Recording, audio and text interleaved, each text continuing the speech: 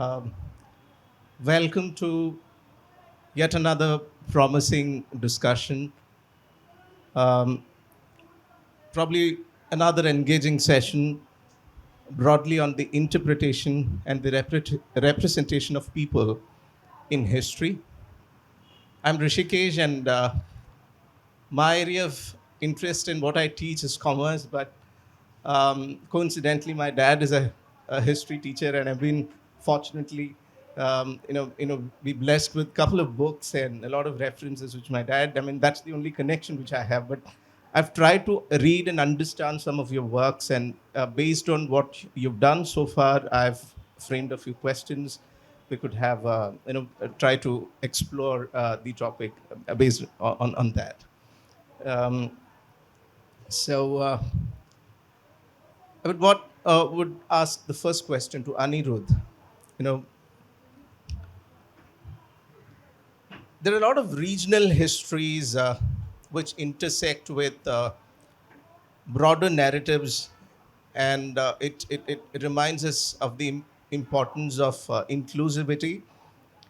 And as Winston Churchill said, the history is mostly written by the victors.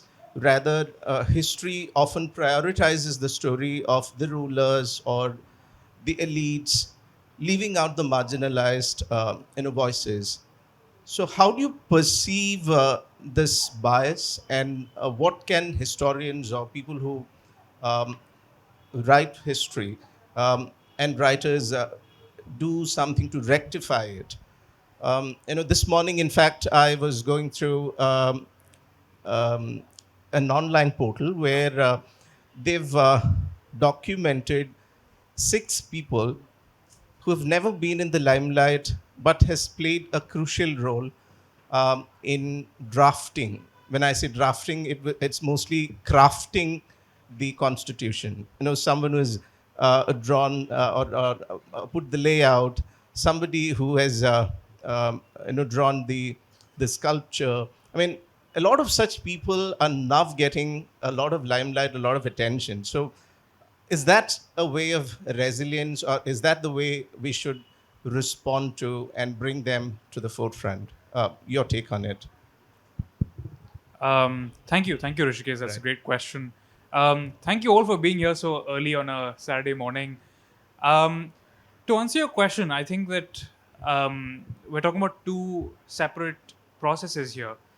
The first is there's a tendency to think of the history of South Asia as a whole as this linear process where you are progressing essentially from one empire to another, and these inter imperial movements are not seen as being important to understanding how India became India. But I'd argue that it's really the other way around. Some of the most profound cultural and religious trends in Indian history have resulted from periods of regional fragmentation. It's when power is devolved, in a sense, that more powerful social forces are able to emerge to the fore. When you don't have a single imperial elite, but instead a whole bunch of different regions interacting, you automatically have a more fertile and refreshing cultural discourse emerging. So, in that context, I think it's important to not be uncomfortable with regional histories. Um, I think that as Indians, it's important to make it as much of a habit to understand the histories of our individual states as Europeans are with the history of their countries. I think it's a little odd that we're all expected to think of history from a Gangetic perspective when I'm willing to bet that there aren't a lot of Gangetic people in the audience today, are there? So, where just think about the scale of South India. I think, given the way our maps are drawn, we don't really appreciate how large it is. The coastline of Kerala, for example, is about the same as the length of the coastline of Portugal. Yet, I'm willing to bet that generally to the world and to a lot of Indians, the history of Portugal is vaguely more familiar than the history of Kerala specifically. Like, how many of us can name like three Samutris off the top of our heads, right? Um, and the same extends also to the Deccan Plateau, which is where I'm from and an area that holds a special place in my heart. The Deccan Plateau is larger than Germany. It's much more geographically, linguistically, religiously diverse. And it just makes intuitive sense once you think about it that just as much as Germany shaped the history of Europe, the Deccan must have shaped the history of India. And yet, the Deccan is seen as a bit of a side act to what's happening in the Gangetic Plains. Um, so I think it's important to keep in mind that all these vast geocultural regions that we call states today played profoundly important roles in shaping the overall trajectory of Indian history. The second point I'd like to make about the subaltern, as it were, the people who aren't really talked about in the sources, is that just because they aren't in the literary sources doesn't mean they didn't exist. Now, a really, really interesting example to me of this is who designed the Kailashnath temple at Ellora. How many of us in the audience have been to the Kailashnath temple? A few well-traveled people. Nice to see. So, as as as as most of us, or at least vaguely know, the Kailashanatha is the single largest monolithic structure in the world. It is a sculpture that is so large that it is architecture. It is excavated out of this colossal cliff face over the course of about 12 years, is our best guess. And it's very obvious that there was a single mind behind its design. The sculptural and architectural program is too comprehensive to have been conducted by multiple generations. It's one person or one workshop that planned and executed this behemoth of a structure. Now, whoever this person was, the imagination they had, the audacity to even conceptualize and then execute such a project, very clearly tells you they must have been one of the greatest artistic minds in human history, and yet we don't even know their name. They are not present in the sources, but there is still evidence that they existed. And as you look at the sculptures of the temple, you see that once again, you have some really, really remarkable minds who are at work in composing, in executing these compositions. Yet, once again, while we can't guess at their names, we can guess at their personalities. You can see the imprints that they all leave in time. I'm sure that Ashwitha and Nikhil have also experienced this when looking at the work of Mughal painters, because we sometimes know their names, but not always. We very rarely know their personalities, but you can see it in their art. You can see in the way, in the subjects they choose to represent, in the ways that they choose to deal with a particular subject. You can guess at whether they were empathetic. You can guess at whether their eye was inclined towards the natural or towards the political. And to get at these stories, we have to be innovative in how we read the evidence that survives. But more importantly, I also think that it's important for us to keep unearthing new sources of evidence. I think that no country on earth is as has as rich an archaeological heritage as India that is so little explored. There are so many questions that archaeology could answer for us, like the layout of medieval cities. It could allow us to guess at income levels, at stratification, at which parts of cities were built at what time. Yet all of these questions are simply not answered in the literary sources, and they could be answered with excavations which have yet to be done. So, a bit of a wide-ranging answer, but I hope it addresses the points that you've raised. Rishi. It does. Continuing with what Anirudh had explained, there are a lot of artisans or probably farmers or the narratives of women in particular are not. I mean, yesterday we had a session on the women singers whose records, were very popular, but there is no official record or documented evidence of their popularity, and any such discourse had happened. Of late, I think a lot of new such attempts have come. Last year, I remember 2024, P. Sainath had come up with a book, The Last Heroes, which I think was a brave, kind of research which has gone behind it was incredible. So, what do you think about the women's representation in history? Oh yeah, thank you for that question. I do think that with women's history, it's very similar to talking about people who are marginalized. Of course, women in history have, despite being in perhaps of the noble class. There's still a degree of invisibilization that happens even with Mughal women.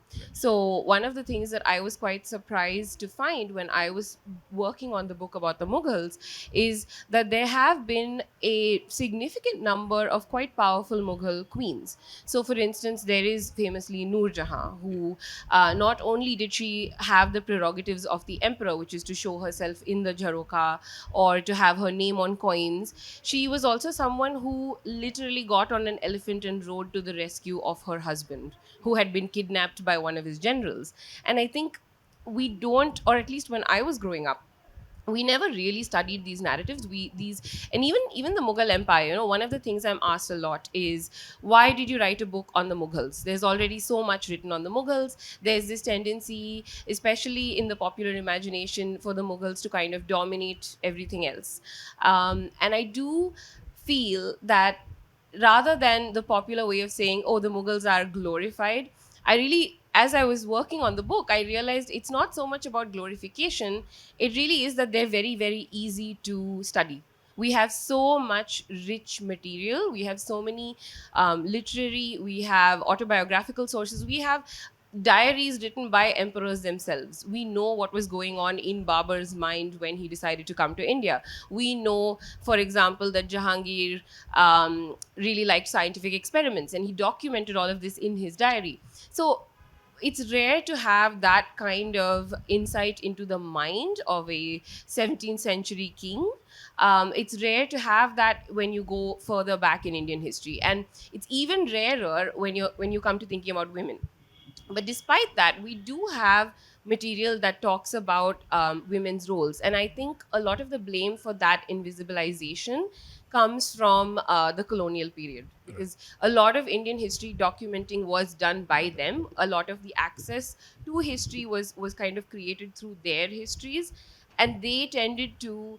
So there's a very famous sort of example of how Noor Jahan is always cast in the writing of European travelers as this scheming woman who is pulling the strings of the hapless emperor. And there's this, even today we still have this idea that a woman who is at the top must have gotten there through some unfair means, right? We don't necessarily default to thinking, oh yes, of course she deserves to be there because she worked hard, or she's clever, or she's capable.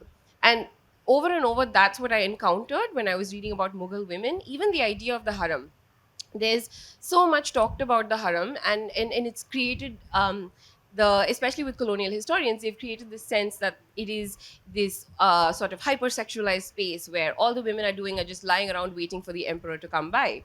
And that's absolutely not true. So you discover that it literally just means household, and the household included not just the emperor's wives, but his sisters, his aunts, his mother, his stepmothers, and they're all very productive women. The queen that we popularly know as Jodha Bhai, who is actually Harka Bai, Akbar's first Rajput queen, ran a very successful shipping business that made her a lot of money. Noor Jahan owned estates in her own right, and she administrated them. We have farmans written by her and with her seal. So that kind of, I think when you had people from Britain coming from a far more repressive culture where noble women of the aristocracy were prevented from even owning anything, to them this was incomprehensible. How could a woman have so much power? How could a woman play such a role in public life? And so there's a degree to which they undermine and undercut women's roles in the Mughal Empire. And one of the reasons why we really did want to talk about them in our book is they're fantastic people to think about. And because the theme of our session is the people of history, it felt like, why should people know the Akbars and the Jahangirs and the Aurangzebs more than the Jahanaras, the Roshanaras, the Noor Jahans? I hope that answers the question. Oh yes, since you brought this colonial, ideologies influencing, or rather sometimes even erasing the history, what I'm interested in is how can we reimagine these histories to include the the perspectives of, let's say, the portrayal of slavery, or probably the resistance movements, uh, and probably even the caste system, and which also has been central element in shaping an Indian society. So, what is the representation of caste in history? How do you perceive it? Yes, if I am not really an expert on this. I okay. don't know. You guys have any opinions? And Andrew, would like to continue?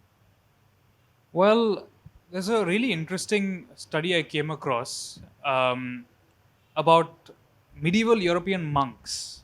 I think this was somewhere in Ireland in the 1200s or 1300s. And these monks lived in this extremely insulated monastery where they were not allowed to really interact with the wider world. They couldn't hire staff to just run the monastery for them. They had to take care of everything from cultivation to the preparation of food to also the disposal of waste. And this essentially what happened is that archaeologists excavated the graves of some of these monks, and they found that because of their long lasting exposure to human feces, that these monks were extremely unhealthy. Many of them had stomach bugs, many of them had worms, and many of them died short of their life expectancy. Now, if you think about this in the context of Indian history, and just a few days ago, I was at Orcha, looking at the great Bundela palaces, and these palaces have latrines, but these latrines have no running water. They're essentially a little corner of the castle where you do your business, and there's a chute that takes it out to the outside where there's a pit, and somebody's expected to come and dig it up and take it away. Now, it is no secret at all that but very often marginalized communities in India were forced into doing this work. And while this is all present at the back of our minds, we've never really dedicated any thought to how the kind of health outcomes this must have had, generation after generation after generation. And I think it's just one is just one reason why I think archaeology is so important, because you can read the impact of a life, the impact of a diet in human remains. Um, we can see in the transition from hunter gatherers to agricultural societies how heights become reduced, how bone density slightly decreases. But we have very little understanding of how Indian social and historical processes must have similarly impacted castes over the centuries. Um, and this is to say nothing of like access to political power or literacy. I'm talking purely about health.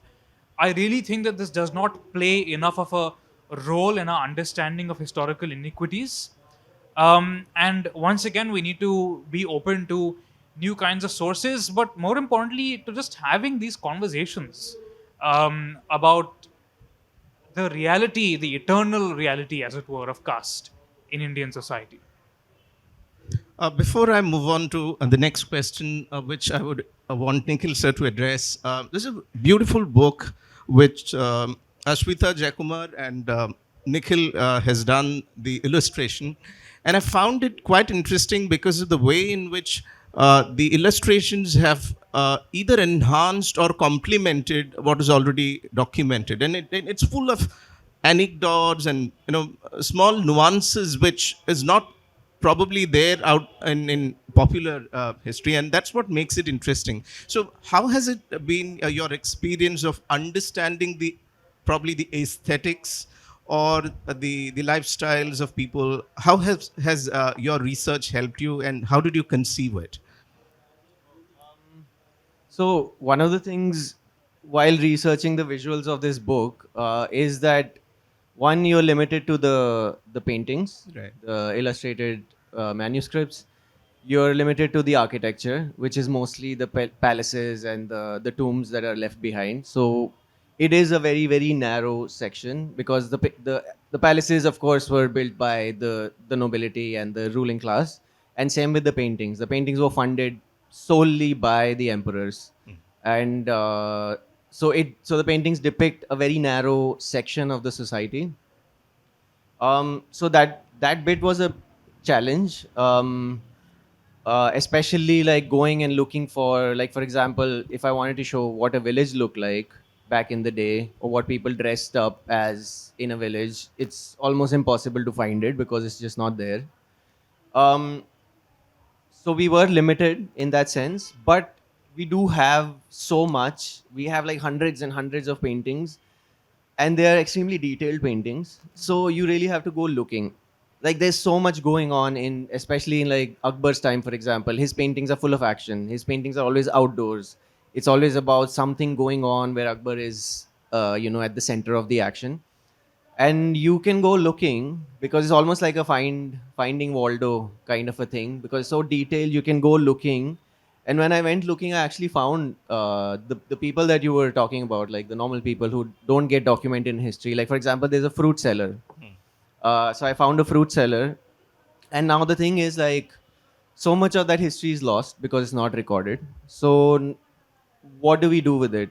The question now is like, what are the questions we are asking? So what I did was, for example, like when I saw that fruit seller, and it's basically the way he's carrying fruit is it's on a mule. It's just two baskets on either side of a mule, and it's full of fruits.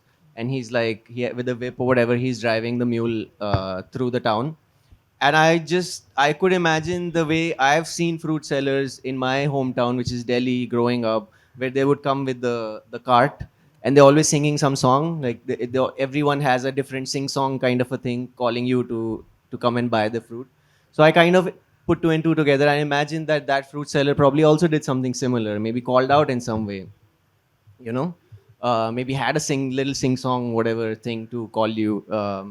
So so those are the kinds of things we tried to put in this. But it was mostly what caught my curiosity. It, of course, it is focused on the emperors. It's called the Book of Emperors. So the focus is solely on the ruling classes, and what they look like, what their clothes were, what they were eating, how they were living, etc., how they were ruling.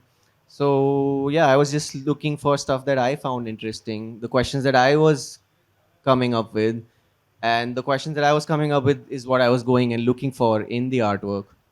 And then, of course, we worked really closely together because the stories we are telling are raising the questions about how we want to depict this. And one of the things we tried to do was that since all the paintings are funded by the emperors wanted to show something about themselves. So it's basically propaganda. So we didn't want to just copy paste what they wanted us to say about them.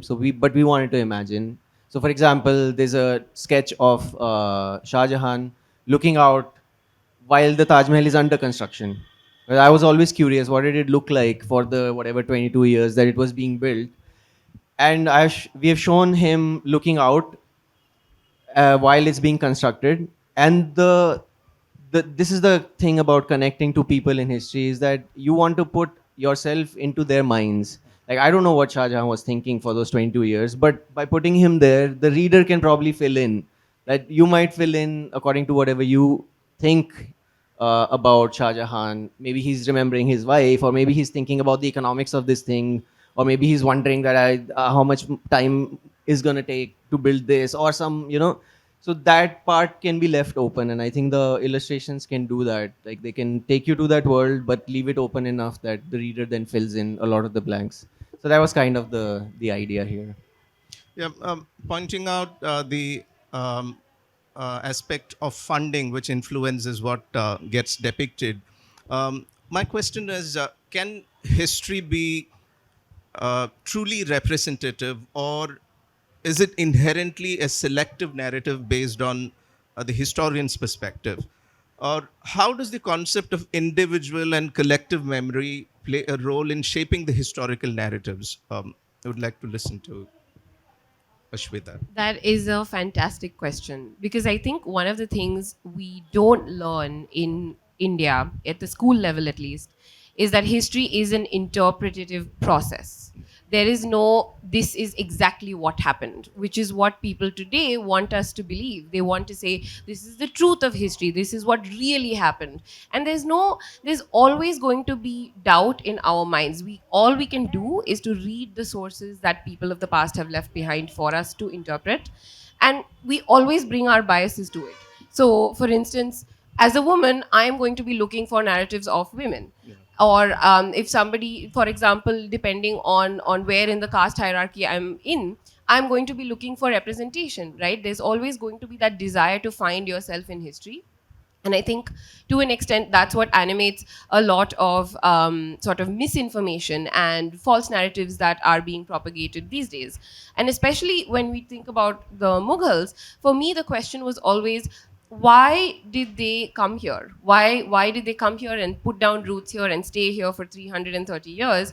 And why did they have such an outsized impact on what India became? And having that personal connection was really important, because so often we forget that the people of the past were people. We forget that they had similar emotions to us. We forget that their decision making, even though it was conducted in extremely different circumstances, was still a decision based on them reacting to something emotionally, working through a decision, or a process that is animated by their own worldview. And all we can do is to try and look in the sources for evidence of that, and to find that continuity of humanity from the past to the present. So I'm very interested in how history can inform us, and sort of tell us how human beings have sort of always been the same. Our context may be different, our worldviews may be different, but we've all lived through tragedy. We've all lived through disappointment. We've all lived through like winning something and then losing it again. And I think that's what really interests me in history. I think as a child, I didn't have that, and that was part of the reason that I wanted to write narrative history in the first place, to say it doesn't have to be boring, it doesn't have to be about memorizing dates and facts, it doesn't have to be finding that one thing and say this is exactly what happened. There is room to imagine, there's room to kind of think about how the past worked in a more exciting way than just trying to find heroes and villains in it. Yeah, can I Uh, add something to yeah, that? please do. So I just wanted to say, most of history is lost. Like 99.99999% of history is lost forever. It'll never be gotten back. So what do we talk? What do we say about history? And so to me, history is interesting only in the sense of the questions that we are asking, and what those questions mean about how we reflect on our own lives. Like, to me, that's what's interesting about it. To imagine, like, somebody, like she said, like, we have had the same impulses as humans forever, like the impulse to survive, the impulse to create something, the impulse to have a family and friends and stuff like that. We have had the same, like, whatever, jealousies, but also generosity, and so on and so forth. So to think of the same humans living in a different time, like I've written a book on the Indus Valley, for example. So to me, to think about 5,000 years ago how things were, and imagining a family that travels from one place to another at a time where there were no roads and traveling was a different ball game altogether. What does that mean, and what does it mean to me in the present day to reflect that, how the way I travel, for example, the way going to a new city for a job, what that means to me versus what it would have meant back in the day. So these reflections upon the present is why history is interesting to me. In the interest of time, we'll have to go with one question. Yes. No? Just one question. No?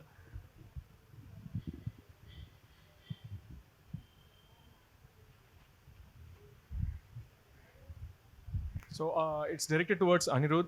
Uh, First thing is, I've always wondered why do we lack a lot of historical records when it comes to wars? And your podcast definitely featured it. And I think, I mean, when you mentioned that when Delhi was invaded, it was not just like it was mercenaries from Hindus. I mean, every religion was there, every ethnicity was there. I never realized that, oh, this is possible. Thank you for that. And my question is, where do you start your research, and what's your workflow for a podcast when you decide, okay, I'm going to do this? What's your workflow?